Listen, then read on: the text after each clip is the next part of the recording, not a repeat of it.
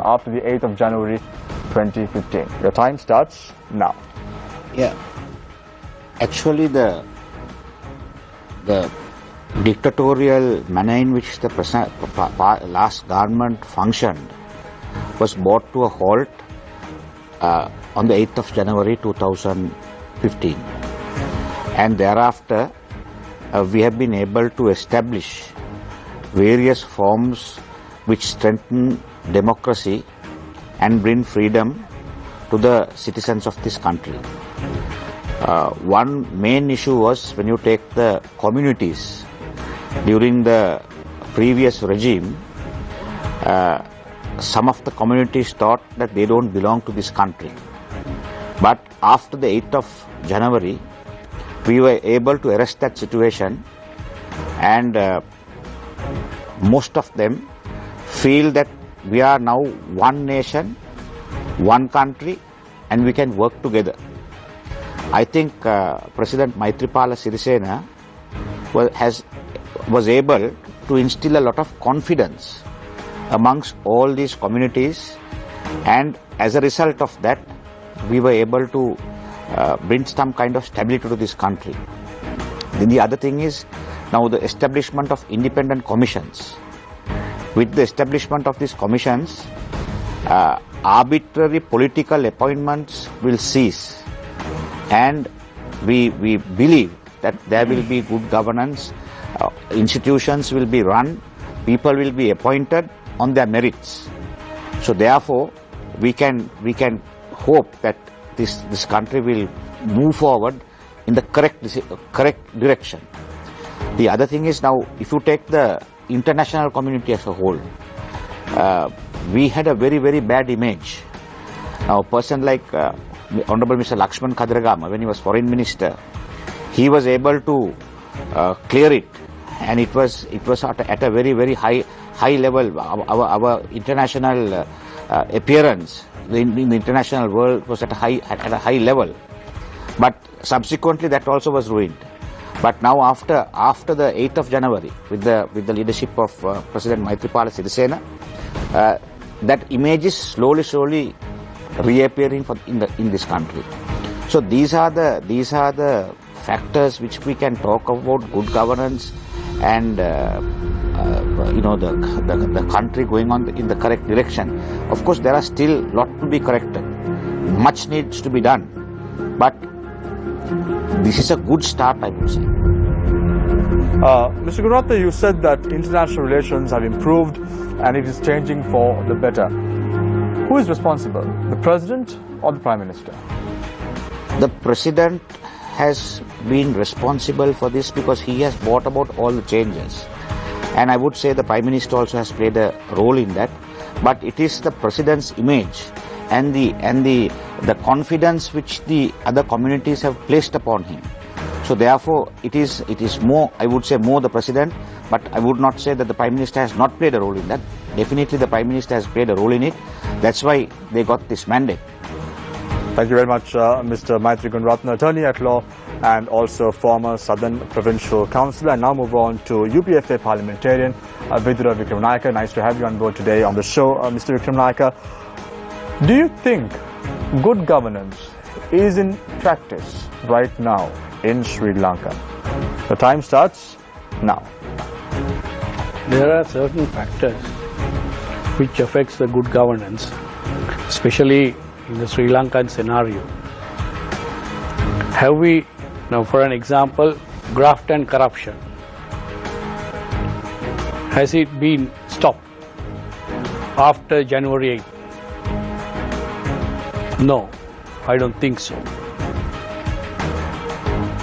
On the other hand, if you take the Parliament today,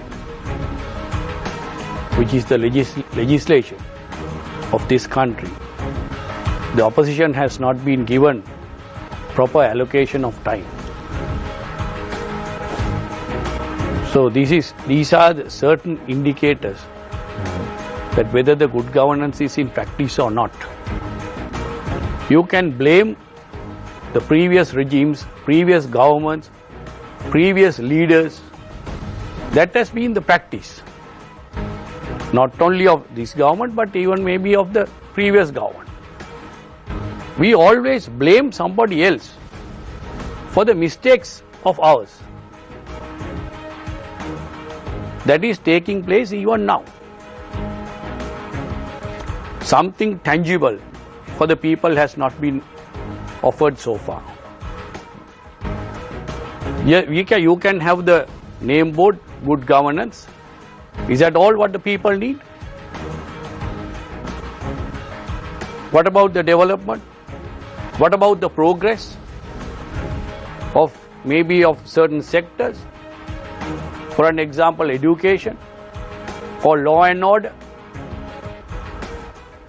What is happening to this country? I don't know whether everybody is happy. The majority may not be happy. That is my feeling. Not even the kids. So there are, as I said, there are different angles that we should consider on good governance. Not purely on paperwork. No, I don't believe that. This has to be something very practical. The people should feel it. I don't know whether people, anybody can say that, okay, the international community, now we have been accepted. Now we were a basket case a couple of years back. Those are all rhetorics, I suppose. But what we should concern is about the Sri Lankans and Sri Lanka.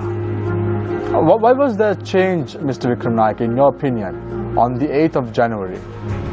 What was the reason? I do believe that there were shortcomings. Was it corruption that we're talking about? Maybe. Thank you very much, Mr. Vidur Vikram Naik, parliamentarian representing the People's Freedom Alliance. I now move on to a senior banker who was a former senior banker, Mr. Rusnipala Tennakon. Mr. Tennakon, you've been very vocal about the central bank bond issue. Again, seconds to what Mr. Vikram Naik has said with regard to corruption that has taken place following the 8th of January. Do you believe that good governance is in practice? Well, I think I should start by saying that we are all living in a stage of expectation, full of expectation, waiting for something to happen, which means essentially that people are expecting something which is not there. Otherwise there should not be any expectation. Why is there an expectation? Because something is not happening right now.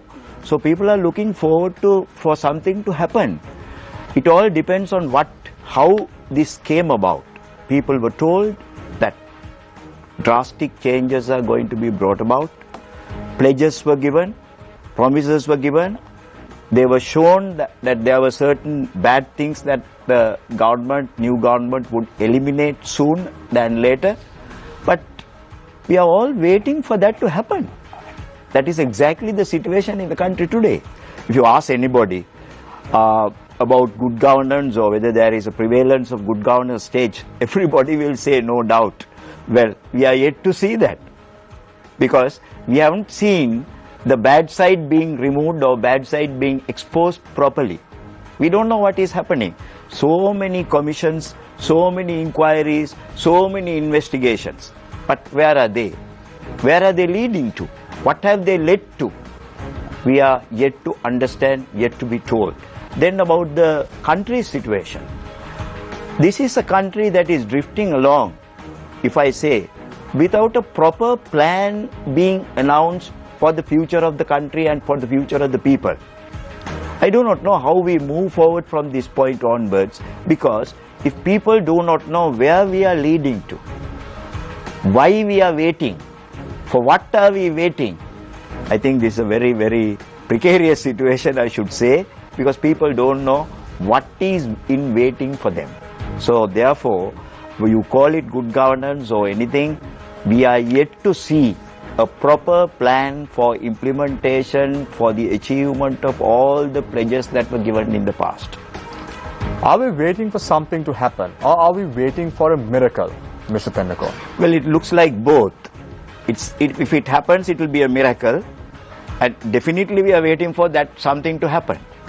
Are we on the right track? Do you think that Sri Lanka is on the right track? Well, for anybody to say that, make that statement, they must see in concrete terms the plans and the layout for such a thing. We don't see that. We see bits and pieces everywhere, here and there. We see huge problems coming before us, huge budget deficits and various other problems coming. Everything, I think, with regard to investigations and other things, it looks like it's a standstill and, going in a direction that we never thought of. That is what is happening. Thank you very much, Ms. Dendakon. Our topic of discussion today is the state of good governance. Let me introduce our journalist this evening. On to my immediate right is Naveen Majid. Nice to see you on the show after a lapse of 2 weeks, right, Naveen? That's right, Shamil. Good to be back. Nice to have you on board as well. And then we have the man with the files, Faraz Shaukat Ali. Nice to have you on board as well, Faraz. You have 2 files today. Again, like the last week, I'm not going to ask what these files are about. I'll let you pose the questions to our guest today. And then we have with us our young journalist, Shaheen Jurampati, on board today as well. So we open the questions for the journalists. So today, I'll start off with Faraz. Thank you. Mr. Rusripala, you said we're waiting. Are we waiting for Godot? Looks like indefinite, uncertain waiting. And it's about good governance. But I've given up reading my novel because I found something more interesting to read, The Avant-Garde Contract. Well, what do you have to say about this? What do you think the public are thinking? Well, at the moment, it looks a bit of a mix-up because those in high places, those who are responsible to make matters clear, make statements proper, have not done so far. There have been contradictory statements, contradictory positions. As far as the public is concerned, I should say that we are in the dark still as to what exactly is going to happen. And let me tell you a very strange thing. Sometime back, before all this came out to this state that it is prevailing today, a very, very important persons, very highly connected to the government, they have been saying, well, there was nothing wrong with this avant-garde thing. I have heard somebody saying, well, if I have the right, I will give the person, the owner or the proprietor, a knighthood. That was the school of thought that was prevailing in some quarters. But today we see, again, skeletons are coming out of cupboards. A lot of things are coming out. So, have you been encouraged by the Prime Minister's statement in Parliament? I'm further confused. I'm afraid, further confused. As an attorney at law, Mr. Gunratna, what is your take about the avant-garde scenario? What has taken place? The Attorney General's department initially saying that they will not file charges against avant-garde, and now we saw after the Prime Minister's statement, they've again come out saying that a case would be filed on the Money Laundering Act. What is happening? Whether there is a charge with regard to the Money Laundering Act is a question which we will have to see. But the fact that there were weapons, automatic weapons, issued to persons who are not members of the security forces is an issue which the Attorney General will have to go to. Because our law, our country does not permit any person to own a fully automatic weapon. But Mr. Gururatna, just to clarify that, the Attorney General has already been through that. We saw the report that was compiled by Vasantha Bandara, where he said in the report it was mentioned that charges can be filed under the Firearms Ordinance. That was the initial line of investigation that the Attorney General was following. And the Attorney General then decided that charges cannot be filed on this, and the case was terminated. So they are contradicting their own report, or they are contradicting themselves. Mr. Vasantha Bandara is saying that you can file it under the Firearms Ordinance, and then someone else is saying that they are going to conclude the investigation. They are contradicting themselves. So you're saying that they should continue with that investigation and that they should file charges under the Firearms Ordinance? What I'm saying is this: if someone other than a member of the security forces has been in possession of an automatic weapon or weapons for that matter, then there is a need to investigate it and see how they have come upon it, because the laws of this country now, if you are in possession of a cartridge, a bullet of a T-56, I mean you're prosecuted under the Offensive Weapons Act. You have no bail. You have to go to the High Court to get bail. So these are interesting things where I suppose the Attorney General is having two different scales. When it's the common man, he has to go in the possession of a cartridge, or if they find a bullet in his garden, there are numerous occasions they have taken and produced them before the magistrate, and they have to go to the High Court to get bail. So are they following two different standards? Now these are issues which the Attorney General will have to answer honestly, because this department, I have been a member of that department. The Attorney General's department, I mean, their opinions are treated with the highest respect. But if they are going to contradict their own opinions, if two people are saying two different things, I mean, God help the chief law officer of the state. Is the Aegis department acting based on the whim and fancy of a certain political party right now?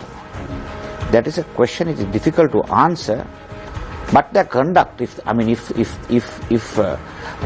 one officer is giving one opinion at a certain time, and then that is subsequently changed, then that only goes to show that someone is calling the shots from somewhere.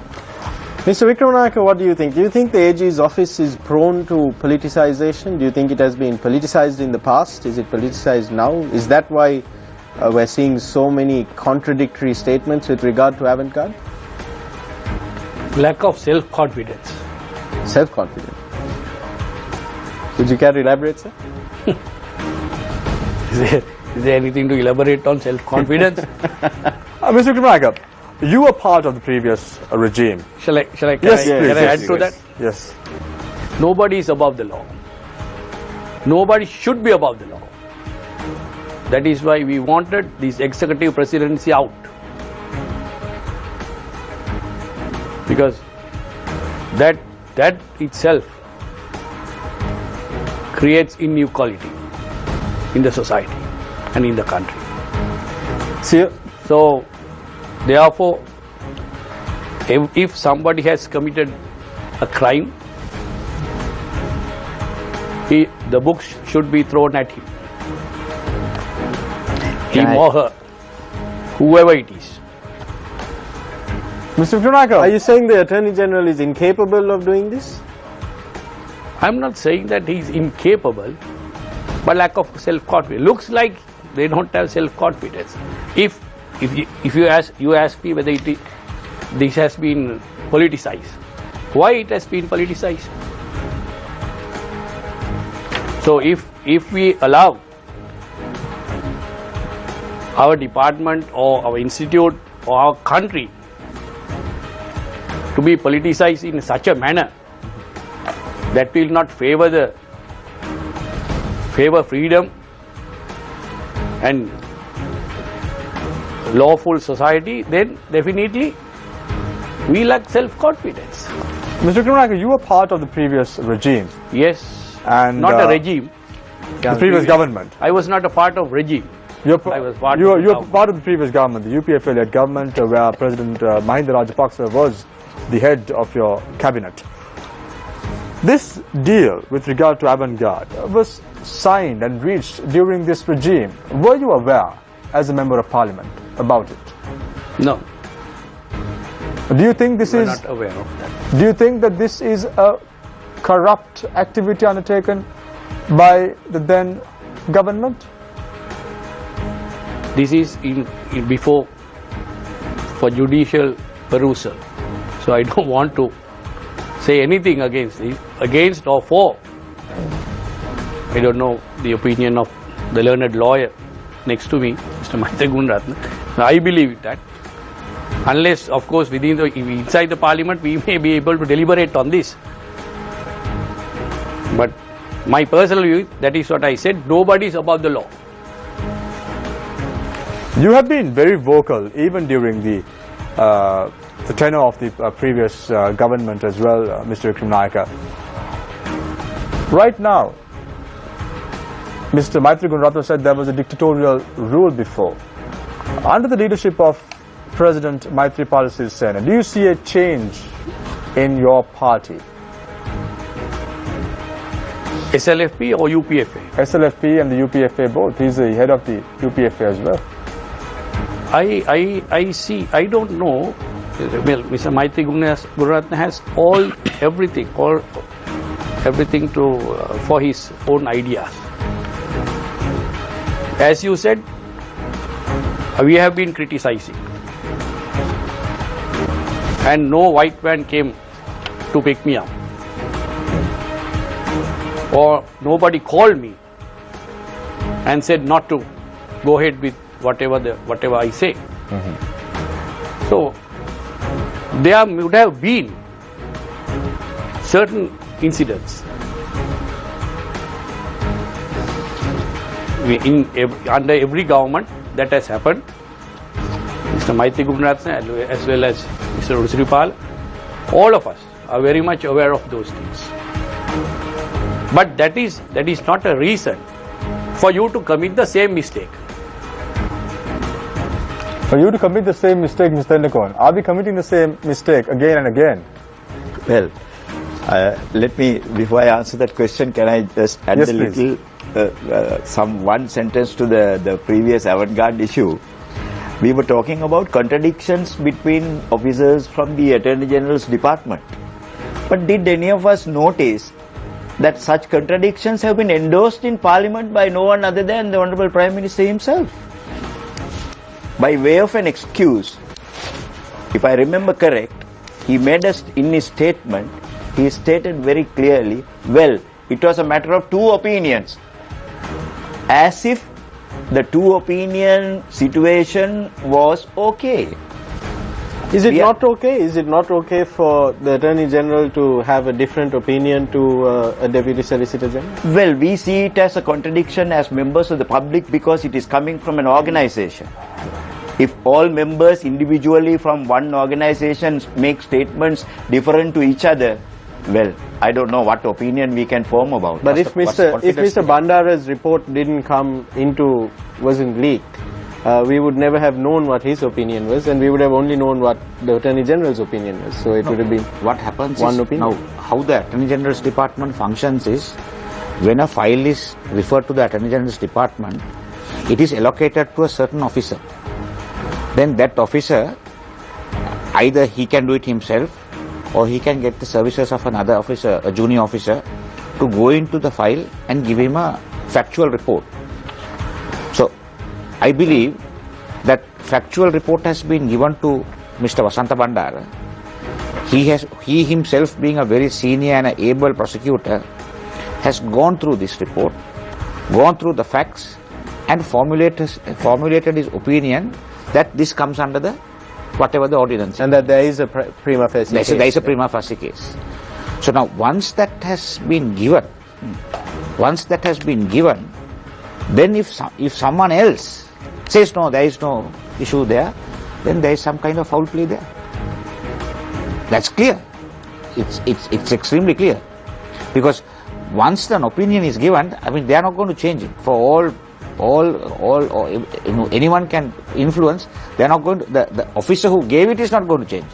Which is the body that's responsible for holding this office in check, for holding the Attorney General's department in check?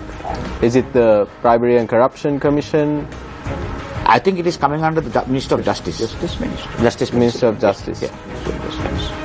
Are we committing the same mistakes over and over again, Mr. Tendakon? Reference to what Mr. Vikram Naika said. Well, we don't see such a situation really in the real sense. We are all, we don't see any of those repetitions of what we have experienced before. Hopefully, that will continue, because no one can say that there has been some grave injustice or something wrong done in the society like what was happening in the past. So therefore, I don't endorse or I don't add to the fact that that there is a repetition. We are too early to say that. I don't know whether it's going to happen in the future, but right now, as far as the society is concerned, as far as the activities are concerned, as far as the intervention by the government is concerned, we have not seen any major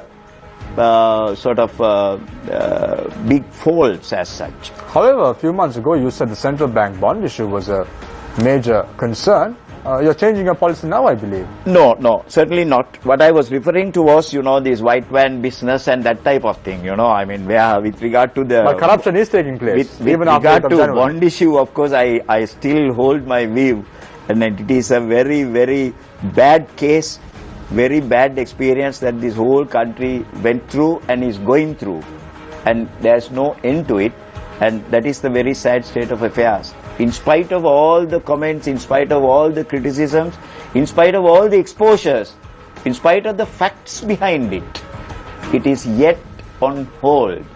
And you still have the governor of the central bank holding office even after 17th of August. Very unfortunate situation. There are countries in the world where when a train meets with an accident, the transport minister resigns. When there is something happening in a school, the education minister resigns. But here is a governor who decides his disciplinary course of action by himself. He decides when I should go on leave, and he decides when I should come back and sit in my seat again. Very strange state of affairs. Corruption is still taking place, Mr. Gunratna. Agree? Disagree? There is, this central bank issue, I feel it stinks to high heavens. I'm not going to mince my words. What is bad, whoever does it.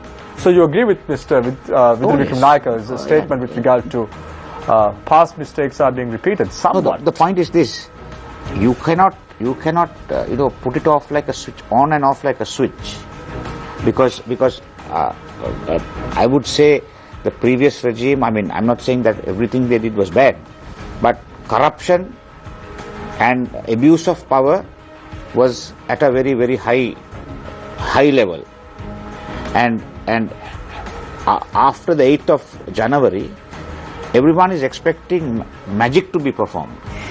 Now, you saw after the 8th of January, even in Parliament, the majority in Parliament, the ability for the government to take forward Parliament was at stake. That's why we had to go in for an election. Otherwise, the ideal situation would have been to go on for about 1 year, get everything stabilized, bring in all the commissions, and then to have gone for an election. But since Parliament and the democratic setup was not all that stable, we had to go in for a Parliament election. So what I'm trying to say is, at least they are putting in the systems at every given stage to bring in this good governance, to bring in see that a better country and people who come in future will not be able to abuse the power.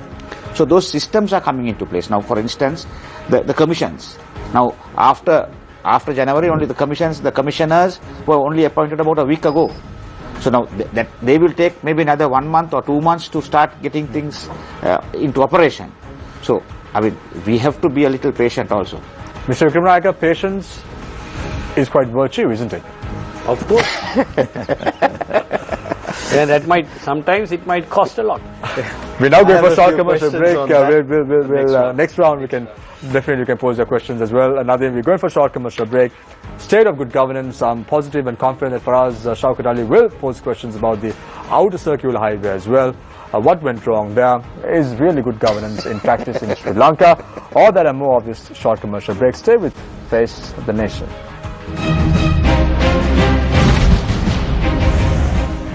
Welcome back. This is Face the Nation. We start off the third round with Mr. Rusipal Thennakoon, who is a former banker. Mr. Thennakoon, good governance in practice. That is our topic of discussion today. What is the state of good governance in Sri Lanka right now? 17th of August, many pledges were made by the present regime in terms of the country's economy, in terms of introducing new electoral reforms, in terms of ensuring that there is a code of conduct for parliamentarians. What took place during the recent past in Parliament? As a layman, are you satisfied with what is taking place right now in Parliament with regard to conduct? We see senior MPs taking the mace, trying to control parliament. Is this what we as Sri Lankans expect? The time starts now. Well, more than the members of the public, I think the dissatisfaction is very much among the people who promoted good governance and brought the new change. I think they are dissatisfied more than the public, because we have seen the example of some very important role players in the good governance game backing out, making statements which we never thought would be said so soon. So that is the state of affairs. So being members of the public, of course, we are far away, and we are much ahead of them to think that the good governance situation that we expected to take place or happen is taking some time to happen. So we are all waiting for a happening. I must say, looking at the economy, looking at the planning, looking at what is being prophesied and what is being said, we feel as members of the public that there is a priority mix-up by the people with regard to, by the people who govern, with regard to the economy. Because the people are living in expectation that their standard of life, standard of living will be better than what it is or what it was. But I don't see, or we have not seen any concrete plans or anything being said about making or leading towards that situation. We are talking of megapolis cities, we are talking of very high, big, advanced technologies, we are thinking of Wi-Fi, we are thinking of various high-sounding things. But do these things matter very much in the minds of the public who are affected with the standard of living? The very existence has become a problem to the large majority of the people in this country. Therefore, without any reservation, I would like to say there is a bit of a mix-up of the priorities for this government. Unless and until they announce and make that position clear, no one can blame us for coming into that opinion. Because we form opinion based on what is happening. When we don't see anything, we can't presume that it is going to happen. There is no necessity for us to presume things. That is my view about it. Do we have the money right now to do all these things, mega police, the city development, so on and so forth? Do we have the money? This is where I keep on saying that the priorities must be set.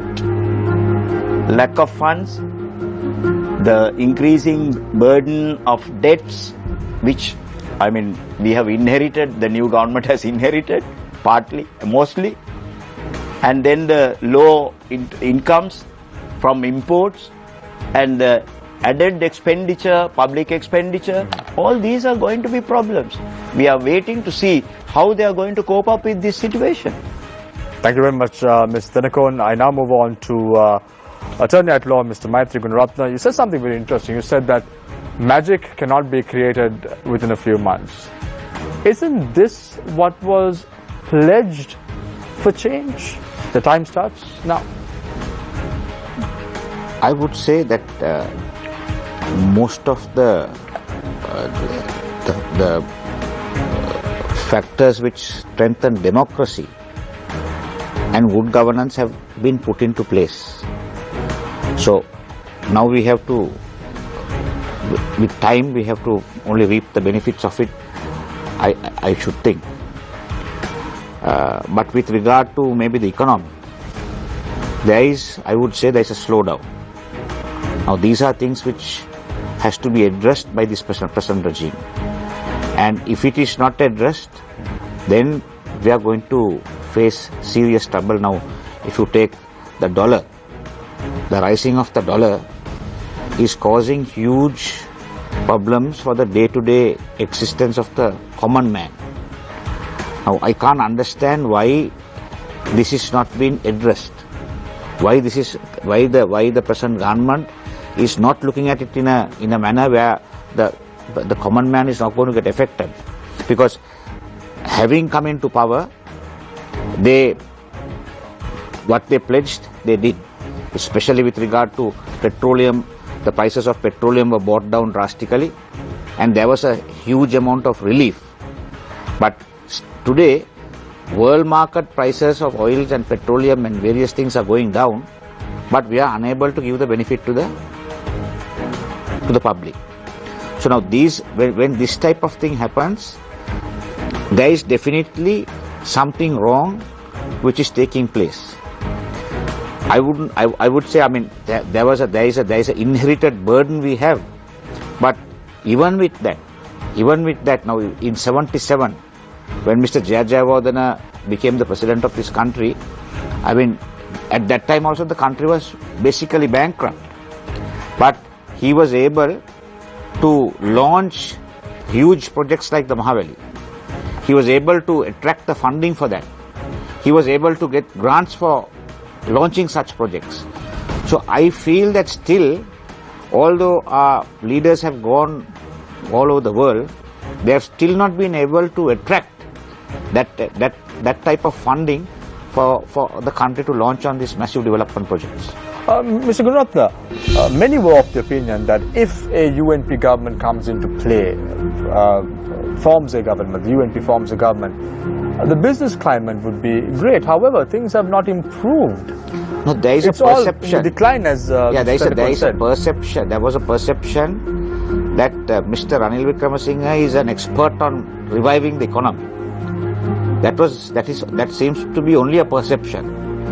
That has actually not come into play at the moment. And I feel even His Excellency the President also is of that opinion. And he has left it to the Prime Minister to revive the economy. Whereas the President is going on a move to bring all races and bring all parties together, unite the country. You would say, if you would see his speeches, his plan of action has always been trying to bring in these communities together.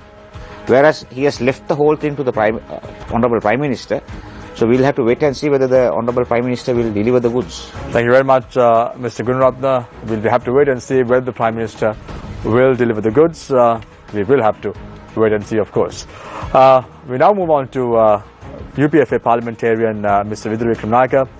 Mr. Wickremesinghe, you were the son of a well-respected Prime Minister in Sri Lanka, former parliamentarian Ratnasiri Wickremesinghe, who was quite respected in Sri Lanka as a Prime Minister.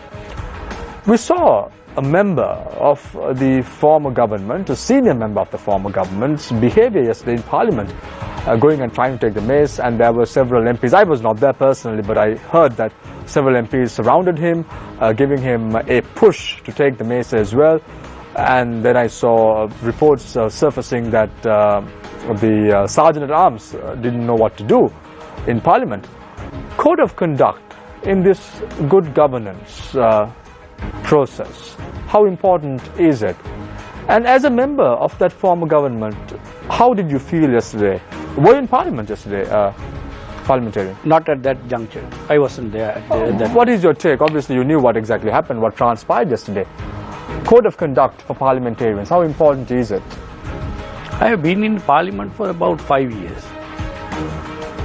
I asked my father that these things have been there when he was a member since 1960 March.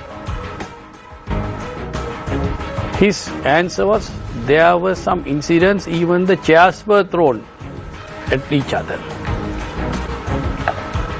That is why the chairs are now screwed to the ground.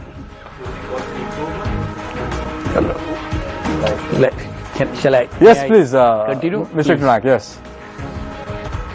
And you're talking of yesterday's incident. About 2 weeks back, Mr. Maitri Gunaratna, I hope you can remember very well, the words used by the Honorable Prime Minister of this country in the Parliament. It's more than 2 weeks, I suppose. I couldn't believe. Have we come down to this level? And the very same people who are advocating good governance. That is why I said good governance is not on, just not on paper. That is not, we cannot accept that. We have to feel it. Not only among the parliamentarians, but of the people. But that feeling is not there. As Mr. Rusirupar put forward, now for an example, the paddy farmers. Where are they? On the streets. What is happening to the tea and rubber sector? They were given, a lot of promises and pledges were given. Not once but twice. Before January 8 and before August 17. So these are they are advocating good governance. Is bluffing a part of good governance? A principle? You are bluffing your own people. Well, somebody may say that, oh yes, even during Mr. Mahinda Rajapaksa's government, they also did that. Right, fine. That is exactly why the people voted against. That is why I said, should we repeat the same mistake? Mr. Tendekon said, before moving on to the fourth round, Mr. Tendekon said about debt inherited by the present regime. We saw many projects being undertaken by the former government as well. We saw ports being built, we saw airports being built, now used as paddy storage facility. Debt inherited by this government. What do you have to say about that? I don't have to say anything about that, but you know, these are economic wizards. That is how they portray themselves in this government. The ministers, state ministers, deputy ministers. So they knew what they will inherit. Now why complain now? Thank you very much, Mr. Vikramanayake. Why complain now if they knew this is what they will inherit? I open the floor for questions from our journalists. We'll start off with Shaheen. Thank you very much, Amir. My first question to you, Mr. Maitri Gunaratne. Now, over the course of this discussion we had today, several things were brought up in terms of investigations are on hold, good governance on hold, if there's an economic decline, pledges not fulfilled in terms of farmers, as MP Vikramanayake said. Would you say this government has its hands on their head, confused as to what they have to do and what they are doing? To some extent, yes. Especially now when you take these investigations. I mean, you don't need to arrest a person and then put him into jail and put him into remand and investigate. You can start an investigation. You can question and collect all the evidence which is necessary.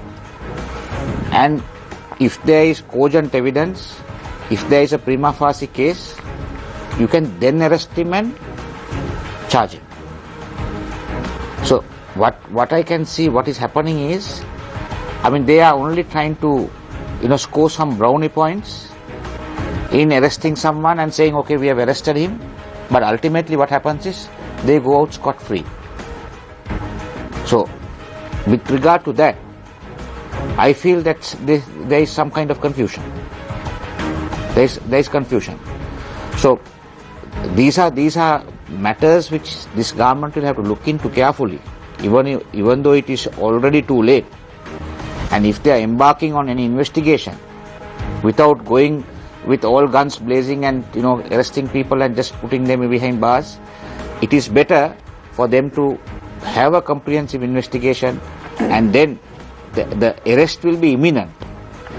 So with regard to that, that's what I have to say. MP Vikramanayake, as we discussed again, there was a mention of burden being inherited. Now, as you said again, investigations are on hold, good governance on hold, so on and so forth. Do you believe these things are on hold because of the burden that has been inherited by the previous government? No, I don't believe that. And you also said that nothing is on track right now. So now since everything seems to be in a state of disarray, where do we start from to get things on track? From the top itself. Thank you very much. Can you turn back time? You're saying we have to start from the top. What is the top? How do you define the top? Is it from the 2005 or is it since 2005? From the president itself, not the time. I'm not talking about the time. Okay, from the top, the post. Whose side are you in, Mr. Vikram Naik? The people's side. People obviously voted you in. You have the president as the lead of the UPFA and the SLFP, and then you have several factions within the SLFP as well. These are mere personalities. I'm a mere personality. But they are people. I'm on the side of the people. Not side on of the people. Not on personal. I'm Mr. not. We're talking about discipline in Parliament, the code of conduct, all of these things. These were among the first batch of promises in the 100-day program. The code of conduct for public representatives, amending standing orders of Parliament to give the committees more teeth. I mean, I had a conversation recently with one of your colleagues in Parliament. I won't mention his name because he's not here. Yep. But he was unaware of what committees he has been assigned to. And I mean, So I am. So are you. Now, we all know that the majority of Parliament's work happens in the committees. True. So 2 months after Parliament has convened, the MPs don't know which committees they are in. No, not a single committee has been convened. Not a single committee has even been convened, but the appropriations bill has been tabled in Parliament. The appropriation bills are tabled. That is the irony. So you can just imagine the state of affairs. Faraz, Mr. Vikram, let's move on to Faraz. We've been talking of good governance and waiting and all that business. This is from the manifesto. It says here, it is true that there was always corruption and fraud. However, the extent of corruption in Sri Lanka in the last few years is unprecedented and unheard of before. And then he goes on to say, earlier people spoke about 10% commissions. Now the talk is about 90% ransoms. And then we have on the 30th of March a memo from none other than our dear Prime Minister, Mr. Wickremesinghe, who says that unsolicited proposals must not be accepted from now onwards. And yet, 3 weeks after this 30th of March letter, they award a contract for the outer circular highway to the same company for the same amount of money. So where's the good governance? That is exactly what I have been telling. What can you do about it in Parliament? Well, we can raise, we can question, that's all. But I think these, especially the bond issue, which was swept under the carpet. I have a feeling, Mr. Gunaratne, if correct me if I am wrong, all public servants should take the pledge or an oath, depending on their religion,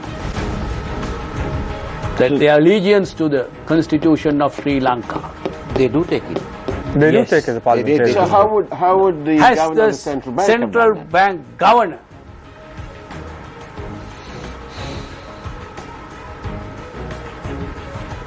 this is That Mr. Wickremesinghe is coming to is because he's not a citizen of Sri Lanka. then why is he allowed to be the head of our one of the prestigious institutes, financial institutes, not only one of the most. Mr.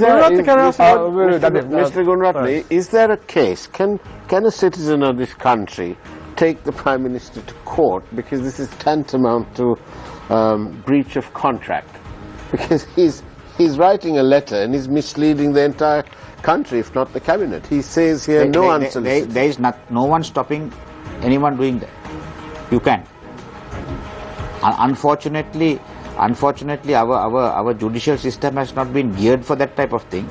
But otherwise, yes, you can. There's nothing in the rules now to preclude that. No. A contract is a contract. Are you still in practice? Yes. I'll see you on Monday. Mr. Vikramanayake, can I ask you, is Parliament dysfunctional? Because from what you say, it appears to me as if it seems that the most dysfunctional public institution is the Parliament. You feel that way? I do feel that way. And I felt that way. Felt that way for the past 5 years, I assume. Mr. Vikramanayake, in the 100-day program that President Maithripala Sirisena put forward as his election manifesto, these were the primary objectives. These were supposed to be done within the first month and a half. Amending the standing orders of Parliament and introducing a code of conduct for public representatives. Did you support that part of the 100-day manifesto? Yes, for anything that is good, beneficial to the people and beneficial, constructive. Yes, we are there. So you feel that is constructive? Yeah, that is constructive. Is the opposition doing enough in Parliament to push for these reforms, to push the government to implement? Yes, but our voice is not being heard. That is what this Mace incident was, the root cause of that.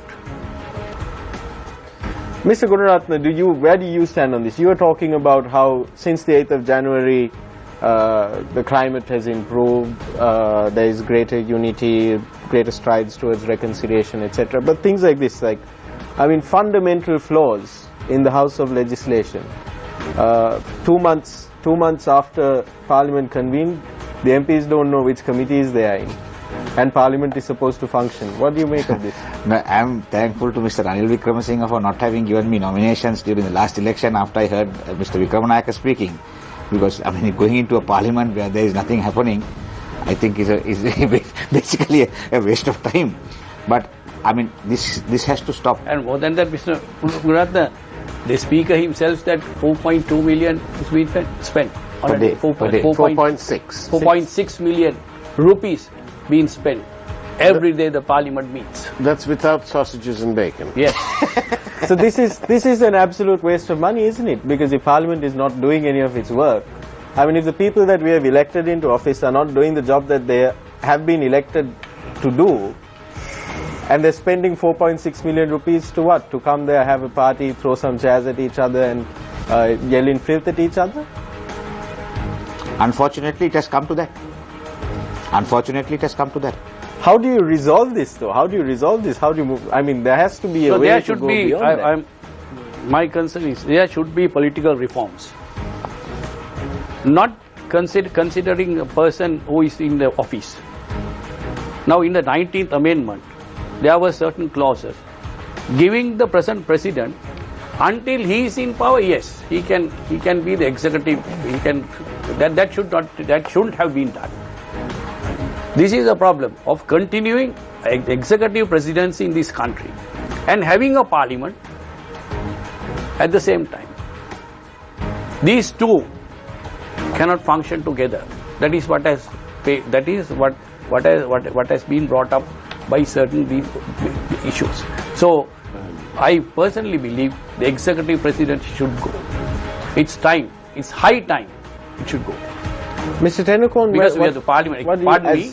Just pardon me. The parliament should not be used as a rubber stamp. As a member of the public, how do you see what's happening in Parliament these days? No committees, there's no debate happening on there's no legislation. Well, as for me, I don't see anything strange happening there, because the beginning was that. We started with a promise that it is a parliament of consensus, that it is some kind of a national government. Now, we are far short of those things, any of those. I don't see any consensus anywhere there, among any. So, there's nothing for us to be wondering about it, because the beginning was bad. It was a totally untrue situation, non-existing situation, which they tried to make out is going to happen. Never happened.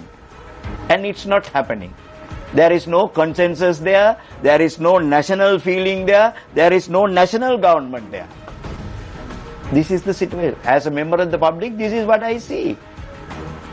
It appears that after the August 17th election, the current parliament has forgotten all about the 100-day program and moves that were initiated in the previous parliament, like the 20th Amendment.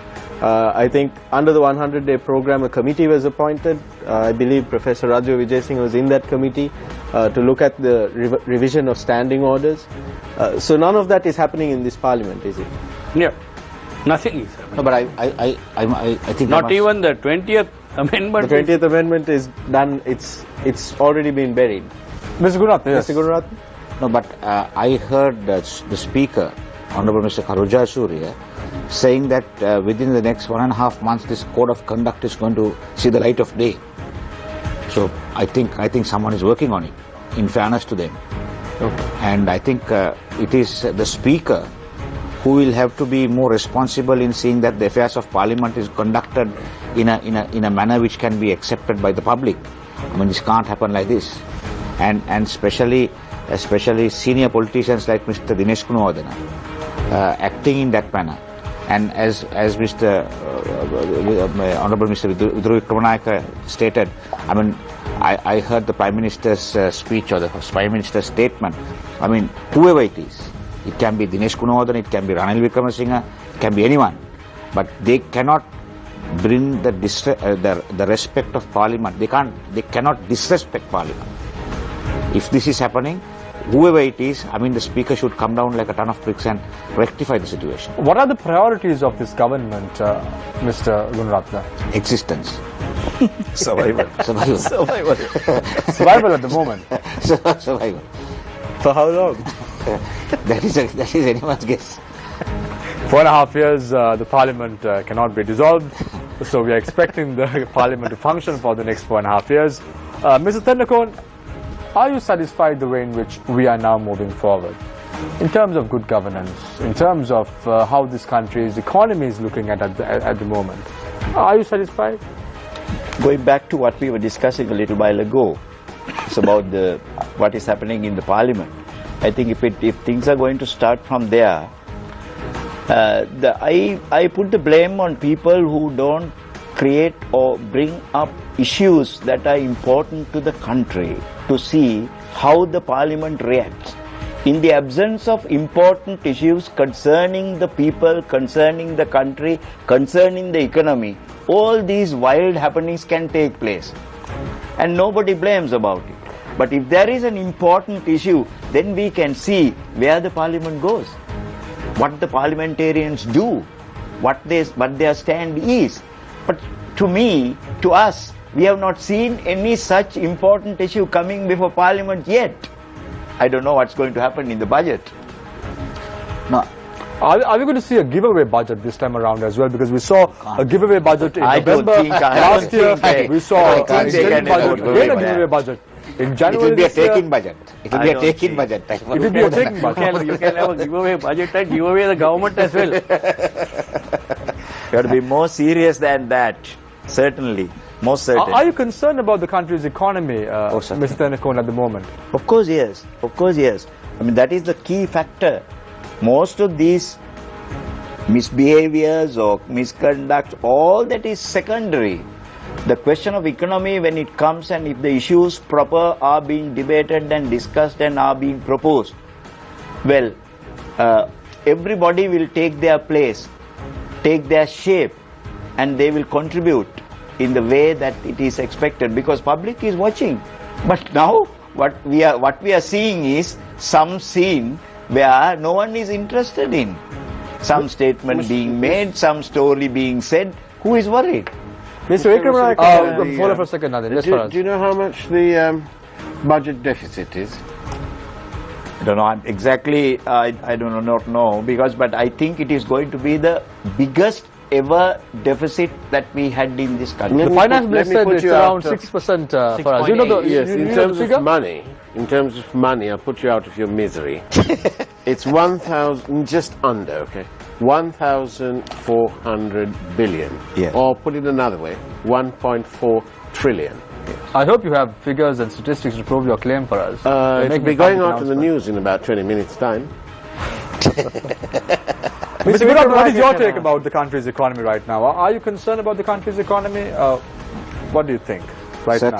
Certainly. I mean, this is one of the main topics which we thought we could be able to rectify. I of course feel that it's still not going quite well, and there is a huge amount of subsidies and all which have been promised, and I don't think with this budget they will be able to continue to do that. So with that, even the centralized funds of the parliamentarians have not been given yet. No, they will not be able to give it at this rate, because you can see how the dollar is going up. So that only goes to show that our foreign reserves are coming down. Mr. Vikramanayake said that change has to start from the top. Do you agree with? Are you in agreement with that? Not quite there. But I think there has been a significant change from what it was from before 8th of January 2015. There is a huge change, and I mean right now you cannot point a finger at the president and say, okay, this is being done in a wrong manner, right? So he is the head of a national government, and in fairness to him, he has given full responsibility to the Prime Minister to bring the economy right. So I mean, he has given his chance. Mr. Vikramanayake, you want to counter that or comment on that? Or agree with that? Yes, all the rights to his own opinion. Yeah. Well, I'll pose a question to you. It's very famous. Saint Augustine once said that in the absence of justice, sovereignty is organized robbery. In Sri Lanka, sovereignty is vested in the people and by extension in parliament. So do you feel that what is happening in parliament is organized robbery right now? Is that what is happening? In one angle, yes. Which angle? Because see, we cannot deliberately take economy out of this context, or with the politics, or the social, or the economy, environment. All these should be integrated. The development should have an integrated approach. Do we have that? Do we have that? Are we still at a state where we just get things from outside, other countries, selling to our own people with a commission? Have we transformed this? Have we utilized the resources of this country to the fullest to have a production economy? Where are we heading? When the economy collapses, the poverty creeps in, the social norms are being taken for a ride, so with the politicians and the politics. Then the environment degradation. These things do happen. These are happening right now. I'm not pointing my finger at anyone, but the whole context has to be changed. Thank you very much, Mr. Vikramanayake. We're now going for a short commercial break. Where are we heading now? All this and more after a short commercial break in our final round. Stay connected. Stay with Face the Nation. Welcome back. This is Face the Nation. My guests this evening are Parliamentarian Vidura Vikramanayake, former Southern Provincial Councillor and Attorney at Law, Mr. Maitri Gunaratne, as well as former banker, Mr. Rusiripala Tennakone. We start off our final round with Mr. Tennakone. Mr. Tennakone, former banker, budget to be presented by the 20th of November. What is the way forward for this nation? The time starts now. There's a serious task or huge task with the Minister of Finance in the first place to get his budget in place by bridging the gap which is so heavy and so unpredictably large, and it is, I don't know how he is going to do it, but well, we know the source. Our debt burden will definitely go up further. It is as certain as the sunrise, and without that he will not be able to bridge this budget, big deficit. That's number one. But there are certain concerns as members of the public that we would like the Minister of Finance to address in a situation like this. The country's resources must be addressed properly. In as much as he gives focus or he shows an importance to the foreign investments and so on, the country's own resources must be looked at properly. Now when I say resources, it is not the trees or the paddy fields or even the minerals what we have, not that alone. Take the state-owned enterprises in this country. What is the state of the state-owned enterprises? Is there a single state-owned enterprise which is making good profits and which is doing the job properly for the sake of the people and serving the people? Now this has to be addressed. Now the largest employment in the public sector today, other than in the central government, is in the SOEs, that is the state-owned enterprises. So many people are there. Politically, it is a good thing to give grants, loans and sustain those SOEs than closing them up and sending the people home. I agree. But how long can we continue to do this? How many of our state-owned enterprises can stand on its own with their own generated funds? All are living and surviving with government grants.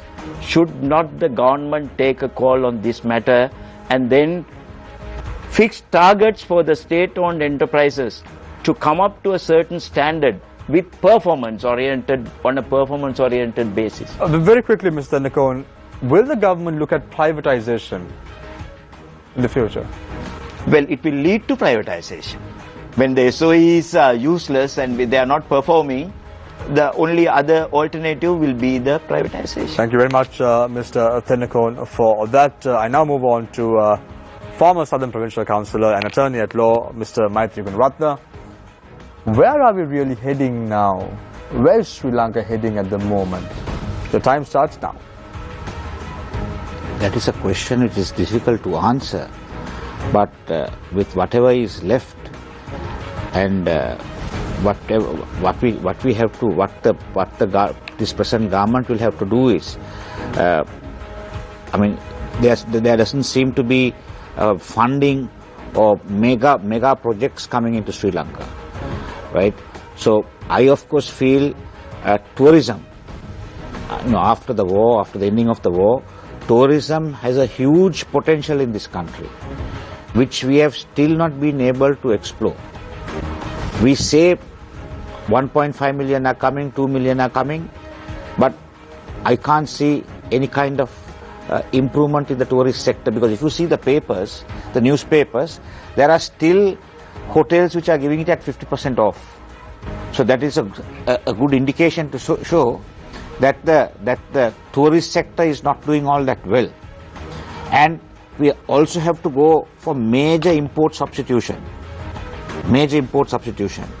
which I can't see happening presently. So these are matters which the present finance minister will have to give serious concern. We'll have to look into it, bring in these factors into the budget, and give some kind of encouragement to the local producer, the local farmer, rather than giving subsidies. If we can do import substitution, for instance milk powder, for instance sugar, things like that, we can do the import substitution, but still we can't see a concrete plan taking place. And even tourism, I mean, there are so many ministers. I would say this is a area where even if you have 3 ministers for 3 regions, the Asian region, the European region, then the Middle East region, still it would not be a waste, because if we can get and promote more tourists coming into Sri Lanka, I mean, we have got the natural beauty. We have to only get them to land here and make use of the beauty and spend their money. So there is no major investment which is required for things like that. So I hope the finance minister and the government will look into this in this positive manner and take this country forward. Thank you very much, Mr. Maitri Gunaratne. I now move on to the UPFA parliamentarian, Mr. Vidura Vikramanayake. The centralized funds were increased from 5 million to 10 million rupees. Pledges after pledges are being made. What is even the parliamentarians were taken for a ride.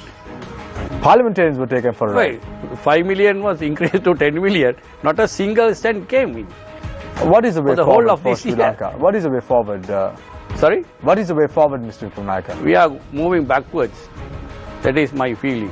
At this rate, all we need is a new political order in this country. We have been always clamoring for this. The public, the people, and the country itself. A new political order should be in place. Otherwise, we won't be able to move ahead. A new political order that concerns with the economy, the politics, the environment, and the society. All this should come to play. What is going to be your role, Mr. Vikramanayake, in the next 4.5 years to 5 years? You said you represent the people. Yes. What is going to be your role? Well, as an opposition member, when there are certain mistakes or they committing certain mistakes, then we would like to rectify that. On the other hand, to guide the government on the right direction, and at the same time, usually the opposition is there to oppose anything and everything. No, that should not be the case. Like I said earlier, if the government proposes anything good, fine. We are there to help for the benefit of the people and for the country. You said your voice is not being heard in Parliament, and this has happened even during the previous regime as well. You said you were very critical before. Do you think your role will be fruitful one in the next 4.5 years? So that is to be not. I cannot. How can I be the judge?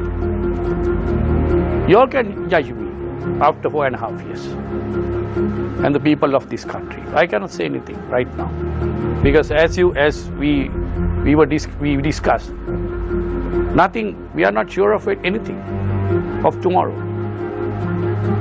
We got a past.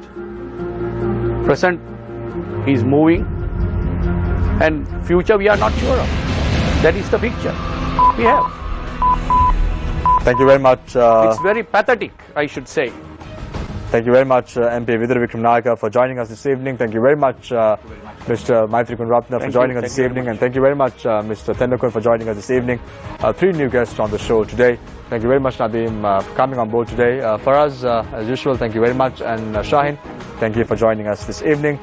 Just a reminder to our viewers, Newsfirst, MTV and BC made a pledge today to ensure the protection of the children of this nation. We launched a campaign on the 5th of October this year, going around the country from every nook and cranny to ensure that we promote and protect the rights of our future prospects of this resplendent nation. When there was a time, we've always come to the forefront, we've always stood by the people.